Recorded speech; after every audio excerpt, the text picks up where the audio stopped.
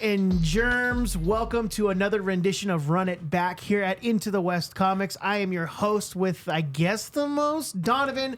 Excited to be here today. We are running back the entire Star Wars franchise. If you haven't already, what are you waiting for? Subscribe, hit that bell for notifications. Go back and watch last week where we talked about the Phantom Menace. This week, we're talking about Star Wars Episode 2 in our long run of Run It Backs here for the Star Wars edition, Attack of the Clones. Probably the movie that is the most decisive, or not decisive, but divisive rather, with people in the Star Wars community. I think this one is number one as far as divisiveness, then right underneath, for whatever reason, because it's a masterpiece in my opinion, Last Jedi is right underneath that. But this is an interesting movie, folks. I think this movie had all the potential in the world, but we're going to talk more about it in just a second. Let me introduce who we have on our panel here today. We have the bishop, the deacon himself, Mr. Marcus Tolliver, fresh from Maximum Comics. Marcus, how you doing today, buddy? Good. Are you excited to talk about the Attack of the Clones? I am, actually. Very good. Very wonderful. Happy to have you here, my friend. And then we have the man who I'm hoping is going to go on a diatribe, which I think he is at some point. He said that he has something to talk about as far as this movie, and it's right at the beginning. You know him. You love him. Mr. Paul. What to do, baby? So, guys, I wanted to start out with this because we know that this movie has its problems. A lot of problems. I watched it today before I came here. It has its problems, but first I want to start off with a light note, and then we can really delve into the problems. I want you guys to go around. The three of us will go around. Start with you, Marcus. I want you to tell me what you actually really like about this movie. So I really like the action because this is where you see the Jedi in their prime. This is the first time you see them in their prime in some sort of cinematic element. There's a lot of novelizations and things like that of the High Republic era. I got you, but prior to this, in terms of the cinematic realm, I don't think you see a lot of actual Jedi in action doing stuff and actually, lightsaber fights. The whole, I think they call it the Jedi Task Force when they go and they try to rescue Obi-Wan and Anakin. And then, Yoda shows up with the clone troopers and on Geonosis. So all of that stuff was really fun. So as far as an action movie is concerned, I think this was a lot of fun. I love it. Paul, how about you, buddy? I'm going to kind of echo what Marcus just said. I think the scene in the arena on Geonosis when all the Jedi come down and they're fighting all the droids, I wish they were fighting something a little more interesting than droids. Right. But I think that whole scene is very cool. I love watching it to see all the Jedi in one place at one time doing their thing, doing what they say they do all the time is protect, the Republic or whatever, so on and so forth. I think everything that leads up to that scene is a little iffy. But also, for me, one of the only instances of the over CGI that I actually don't mind, I think the creature concepts for the creatures that attack Obi-Wan and Anakin and Padme in that arena before the Jedi show up, I think those creatures are really cool. And I think it's cool to see the way Anakin and Obi-Wan and even Padme, to a certain extent, kind of handle those animals and how that whole, 15 minutes right there in the arena. That gladiator scene is my favorite part of the movie. And it's not close. I think the scene on even though I don't like what comes of it, the scene on Camino, I think that's cool. I think that's first time we see that world. I think it's dramatic enough. I think it's interesting enough. I think this movie was missing a lot of Count Dooku. And probably had a little bit too much. Not that I don't even think Count Dooku in the movie is great. I just think he's fine. But I think if he would have given more time, he could have shined a lot more. If we took away some of the love story elements, but I think Camino could have been really cool because it was really cool to watch. But the outfold from it is just kind of so tangential, and I don't like what happens. I don't like that they make Jango Fett a clone, but I'm getting into things I don't like. I was going to say, we're going to get into that. We're going to get into it. I promise. What did you like about the movie, Paul? The Camino stuff is cool. The fight with Obi-Wan and Jango is very cool. And the final battle scene, is that the final battle scene? Yeah, kind of. Well, we'll get there. Yeah, is cool. Yeah, so I agree with both of you. I think that the action in this movie and the fan service is what really makes this movie somewhat enjoyable for me. I also think that the music in this is probably top tier Star Wars music since Empire, because we get that Across the Stars theme, that True. and that's like a whoa kind of moment between Padme and Anakin, and it is I believe it's a major key from da da da da da da. So it kind of the chords are kind of the same. It kind of works. Yeah. Anyway, but it for me that works in the movie. The fan service is great. The action is great. My favorite moment of the movie is Yoda fighting Dooku. You're talking about the guy who trained him, and I know that Paul probably hates it, and it's fine. It's whatever. I get it. First time we saw him fight. Yeah, it's the first time we get to see him do it, and I actually really liked it. I remember being in the theater and cheering at it when I saw it. I was like, yes, finally something that I can like hang my hat to. But there are things that make this the worst Star Wars movie without a doubt. And I'm going to start with Paul first because I know he's got a lot to say. I have a lot to say as well, and I'm sure as you do too, Marcus. So, Paul, why doesn't this movie work? So what I'm not going to do is I'm not going to talk about the boring love stuff with Padme and Anakin. I will, because I have something to that. I think that has been pontificated on enough. Donovan probably has more interesting things to say about it than I do. I have two scenes I'm going to talk about. One you just talked about, because I think it'll be interesting to kind of explain why I don't love that scene. And then the scene I'm going to talk about first is at the very beginning of the movie. Emperor Palpatine, or Sheev, whatever, he wants... That's his first name, Sheev Palpatine. Sheev. Yeah. Like, he wants Padme dead. So what does he do? He hires some... It might even be... what's his name? His leader. Why can't I think of his name right now? Plagueis? Plagueis and Palpatine wanted Padme dead. Yeah. So they hire Jango Fett to kill Padme. And then Jango Fett hires a changeling to kill Padme. Right. And then the changeling sends a robot to kill Padme.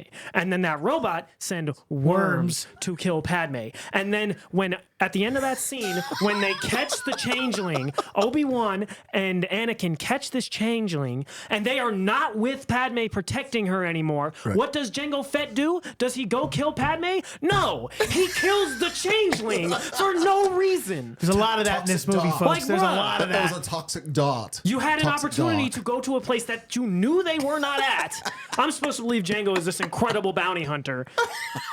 But he just makes himself look like an absolute tool, an idiot the whole time. You wouldn't have to kill her so she couldn't give them information if you never hired her in the first place. That's why he just got knocked into the plant. Like, bro. Boba Fett, what? That's like, what is going on here? And it's just a perfect microcosm of how overcomplicated and just spending time on things that do not matter in these movies. Yeah. Just spending so much time on, well, what if he did this and this and this, and then these worms came into the room and did this? Like, it's almost like they missed an opportunity there to have, like... There's a lot of missed opportunities in this movie. To have Anakin go chase after... Even if they wanted to keep that intact, have Anakin chase after the changeling, and Jango Fett thinking, okay, they're both going to go chase this thing, and I'm going to go get Padme myself right now while they're gone. And having had Obi-Wan stayed, and maybe have Obi-Wan show up, and then Jango Fett's like, oh crap, and he jets out of there. And that would make the meeting with them two later even more interesting. See, and I always thought it would have been cooler if Jango Fett shot the dart at Padme and one of her concubines stepped in front of her. Just anything other than that. Or whatever she was. Or not a concubine. But... So she's not sleeping with a bunch of people that she has. I'm sorry. Wrong terminology. Sorry, folks. That's great. Concubine. What is it? Or her body double? Bodyguard, yeah. Her bodyguard like standing in the way. That way. Her concubine. That's a whole other Star Wars. Oh, man.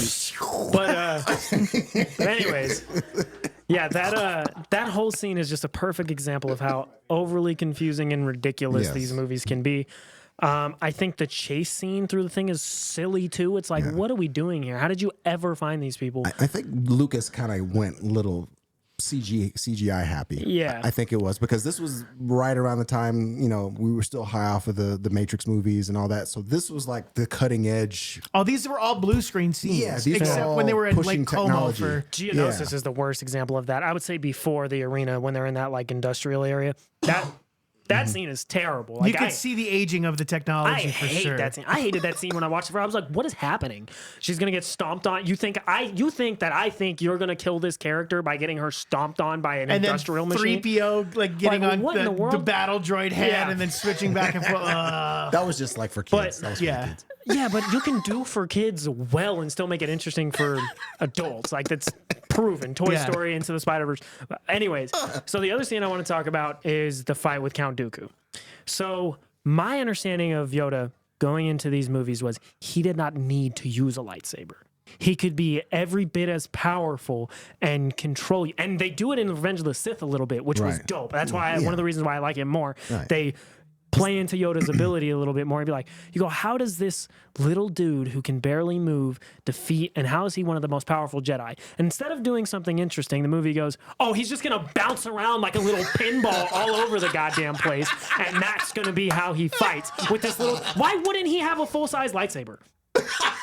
Why wouldn't he? He would hit the ground. It would probably hit the ground every time he spun it. Bruh, like, what is happening? Like, if he's jumping 3 feet off the ground, or 3, that was not, he's like, 15 feet off the ground every single time. Every Like, time what he is was going jumping. on, bro? So that part of the scene drives me Literally nuts. my favorite scene of the whole movie. And also, I think Dooku could have been much more interesting if he was more of it. Again, that Right, would have been right. so much better. But again, they just like, these people are in the background and we're just going to tell you about them, not show you them. And then another reason, this is kind of the entire prequel trilogy, not just this scene. But I've heard people talk about the choreography in The Last Jedi and the throne room scene, that you can see some of the stunt doubles waiting for Daisy Ridley to be ready. I would take that, having the real characters do the real actors do the actual stunt, over watching Anakin and Obi-Wan or Yoda and Count Dooku swing the lightsabers above their head 100 times. And it cuts what back are you and trying forth. to hit? Yeah. You're trying to hit above their head? I think it never feels dangerous. I It's think cheating that's the a, scene. but that's a, that, I think that was a callback to Empire Strikes Back when they show Luke and Vader fighting. They're doing a certain type of fighting Right. where they're cutting back and forth to Vader and Luke, and they're doing it with like the really slow. Well, that's not It's- even what I mean. I mean, like, if you watch the path of these lightsabers in these scenes. Oh no! I hear you, but It's like if you they're watch holding Empire, their lightsabers up to hit. Like, if Dooku didn't put his lightsaber up, nothing would happen to him. Yoda would just swing the lightsaber above his head. you're yelling. That's how I feel. You're shouting. All right. So Marcus, I want to get to you. What does not work about this movie? Why is it so complicated and so convoluted, really? Right. So for me, I would say Concubine. Well, for me, I would definitely say the love stuff. Definitely, we can, that could have been easily portrayed in more of a montage style where we get over it and we get it. They secretly got married. We got C-3PO and R2-D2 as the witnesses. Da da da da. Okay, good. But then also, what didn't work for me was, I think, or what should have been there instead of Blood that. pressure is so high right now. What should have been, we should have gotten a little more of the political intrigue, I think. Yes. Oh my gosh. So like a lot of those scenes, like for example, when Obi-Wan, he goes and discovers Geonosis and he's reporting back, and you see the scene where everyone, all the Jedi Council, the Palpatine, whichever, I guess he's still Supreme Chancellor at this point. Yeah. They're all in the room and they're watching the hologram and watching Obi-Wan, because they just belayed it over in you see Padme pushing the same button for watching it and sending it to the councils to watch. Anyway, that's kind of funny. Anyway, so seeing more of that would have been great. That would have been great. More of that would have given a little more weight, to Count Dooku's character, to Palpatine's character, to the interplay between the council and the government of the Republic, really. That would have been a lot, maybe more Bail Organa, something like that, to give it a little more political weight, I think, instead of so much of the lovey-dovey sort of honeymoon stuff. Also, yes, I would have loved to have seen Camino more, because this is the first time we see that planet, and we get a scene where you just you vaguely see, okay, you see armor, so you can kind of put things together where, the part that Jango Fett plays in all this. But it just seems like it wasn't enough. Like I was shortchanged when I see those scenes, because it should have been a little bit more. We could have even expanded that a little bit more, because, I didn't get the impression that Django was really all that great, like you guys were exactly. saying. I didn't get that impression not only impression at all. Just to add to what you're saying a little bit, I like that scene and the idea behind it. Mm-hmm. Why did Boba Fett have to be a clone? Yeah. I think that robs him of uniqueness, and I hate that.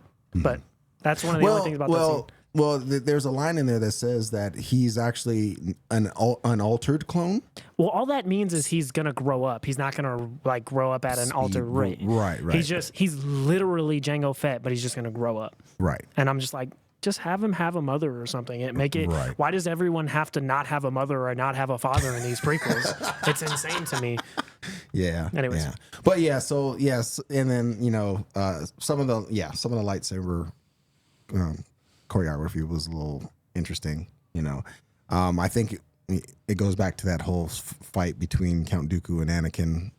Just before Yoda's fight, where they're kind of like flashing the lights, and it just, I get it. It's a good cinematic effect, but at the same time, it's like they're cheating, because we don't see what they're doing. We see the lightsabers, we see them clashing, but there's not a whole lot that you need. It's almost like they're taking a breather, giving the CGI folks a little break. Yeah. And that may be the case. Yeah. So this movie on paper should work, but the fact that it doesn't shows how when you put too much in something, what it looks like.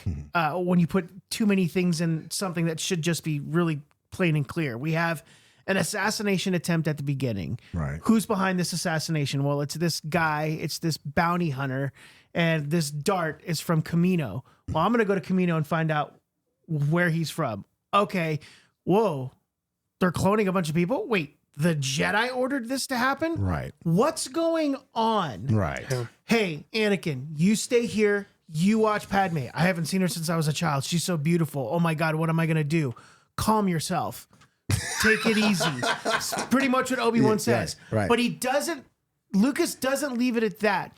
We're led to believe in A New Hope that Anakin is a brave and courageous, loyal friend. Right. Throughout Obi-Wan's life.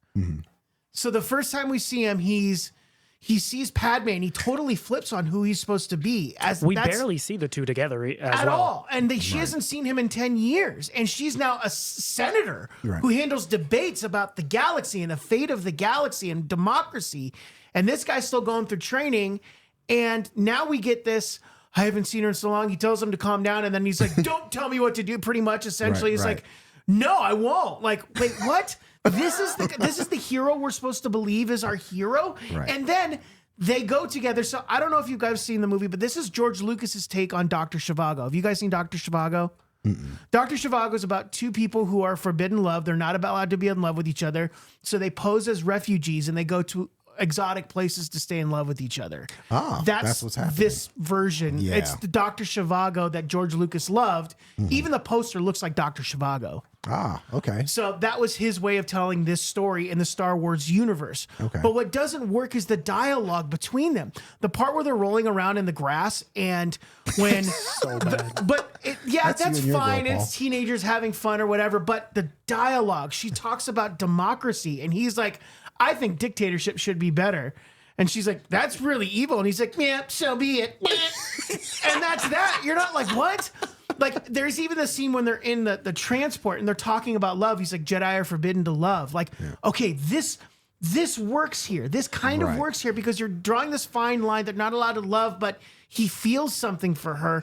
But he just goes out and says it. Like, he just proclaims his love for her. And she gives him she's like, you're not very smart. You're not very wise. I don't understand why you're acting like this. And then he's like, I had a bad dream about my mom.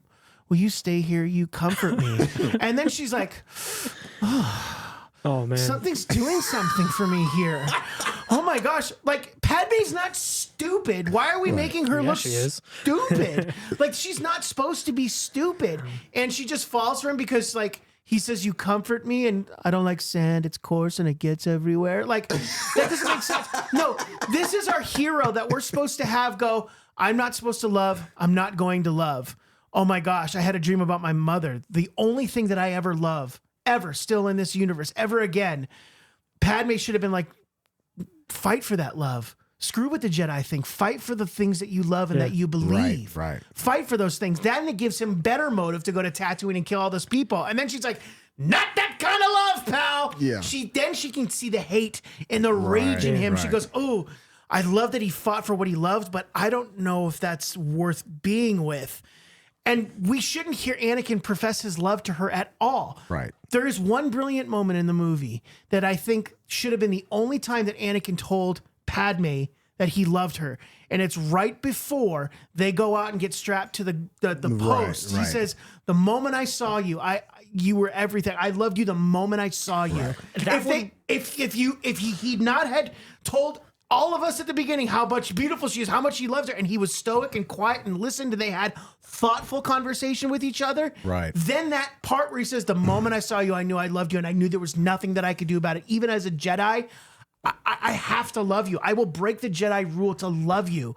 And that's what makes Vader a hero at the end, was his love for his son that made him bring balance to the Force. I don't understand why we got so caught up in all the weird, clunky dialogue, and even the political stuff works. You have Jar Jar being convinced that you need to give emergency powers to Chancellor Palpatine now, and all those things. Like, some of it works for me, but it gets just lost in really bad, really for me, but clunky dialogue and story structure. So honestly, this movie for me is like a 3 out of 10 when I watch it, because it's just so rough to watch. So I think you touched on something that I would probably have to add to the negative, and that is the same kind of situation that I same sort of feelings I had with Ant-Man and Quantumania, which was the imbalance of acting in it. Because you have seasoned actors. Christopher Lee plays Dooku. Yeah, you have seasoned actors who know how to sell us their role, and then you have the younger guys who are coming in. You know, Hayden Christensen, he was younger. I think a lot of his scenes he's overacting in them. You think? Yeah. You know, Padme, she's I mean, you know, Natalie Portman, she was, you know, she was fresh. young? She was young too, so she was still working on her acting chops as well. And I think that's what we're seeing, a lot of the stiffness and awkwardness, which could have been sold and adjusted for from a director's side if the director kind of could have maybe finessed it a little bit more. I always wondered if they had Natalie Portman and Hayden Christensen like go out for dinner a few times beforehand, or like spend some time with each other. George Lucas did a chemistry test? No, of course not, because you can clearly see that. Like, even when she's kissing him on Naboo, you could see like her kind of pulling away and him like kind of not knowing what to do. Like, you could see it. The last two things I'm going to touch on for this movie You're breaking my heart. Is what hurts it is that Anakin is a freaking baby when they meet. Ridiculous. It just does not work. It does the movies no favor. No. And another thing, socially awkward teenagers. That's supposed to be our hero. That this movie does that hurts Revenge of the Sith. We're supposed to believe Obi-Wan and Anakin are friends? Where? Show me where they're friends. Yeah. Show me where Obi-Wan is not annoyed with him 110% of the time.